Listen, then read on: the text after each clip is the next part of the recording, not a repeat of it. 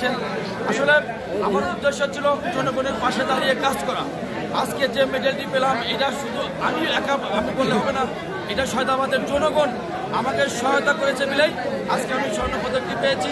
আশা করি এই স্বর্ণপদক পাওয়ার কারণে আগামী দিনগুলোতে আমি ইনশাআল্লাহ জনগণের পাশে থাকবো। যে কোনো দুর্যোগের সময় আমি চেয়ারম্যান হিসাবে এবং যে কোনো সময় যে কোনো দুর্যোগে ইনশাআল্লাহ আমি জনগণের পাশে থেকে কাজ করবো ইনশাআল্লাহ।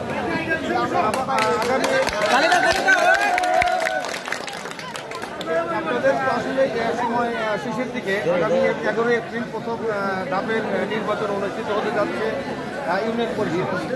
আর আচ্ছা, আগামীতে আসলে এই নৌকার পাওয়ার কতটুকু আশাবাদী আছে, আবার প্রতীক পাওয়ার ইনশাআল্লাহ ইতিমধ্যেই আমার উপর মহলে কথা হয়েছে।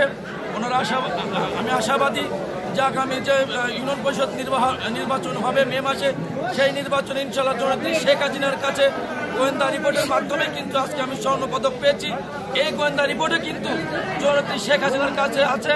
সেজন্য আমি বিশ্বাস করি ইনশাআল্লাহ আগামী দিনে আমি নৌকা প্রতীক পাবো এবং নৌকা প্রতীক পেয়ে বিজয় হয়ে জননেত্রী শেখ হাসিনার হাতকে শক্তিশালী করবো, ডক্টর হাবিব মিল্লাতুল্লাহর হাতকে আমি শক্তিশালী করবো ইনশাআল্লাহ।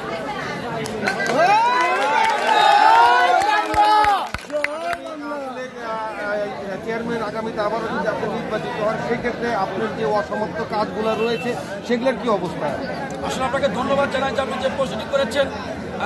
একটি ব্যক্তি দুইটা যদি ক্ষমতা আসতে পারে, যে সমস্ত অসমাপ্ত কাজ সেইগুলো কিন্তু সমাপ্ত করতে পারে।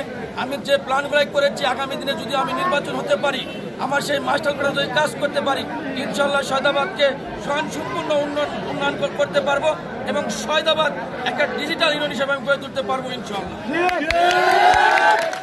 গত 5 বছরে আপনার ইউনিয়নের পরিমাণ উন্নতি হয়েছে বলে আপনি মনে করেন? আসলে এটা আমি বলতে পারবো না। যেভাবে আমি উন্নয়ন করেছি এই কথা কিন্তু জনগণের কাছে শুনতে পারবেন যে অতীতের যতগুলাই চেয়ারম্যান গেছে সব চেয়ারম্যান এক করে আমি যে 5 বছরে উন্নয়ন করেছি সেই জবাব ইনশাআল্লাহ আমার সৈয়দাবাদ দিনের জনগণ দেবে।